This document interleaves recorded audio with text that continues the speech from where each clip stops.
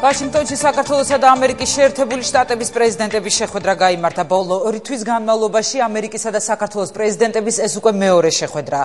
ლიდერებმა ეკონომიკურ და სავაჭრო, ასევე უსაფრთხოების საკითხებში თანამშრომლობის დეტალებზე ისაუბრეს და ავღანეთის სამშვიდობო ოპერაციას მიმდინარეობის პროცესი განიხილეს.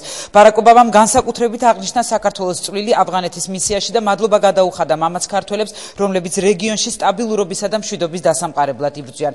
მიხეილ სააკაშვილთან საუბრისას ბარაკ ობამამ კიდევ ერთხელ გამოხატა საქართველოს ურყევი პოლიტიკური მხარდაჭერა. შეხვედრისაც ორი ქვეყნის ლიდერების შემდგომი გაფართოებული ფორმატით შეხვედრის შესახებაც შეთანხმდნენ.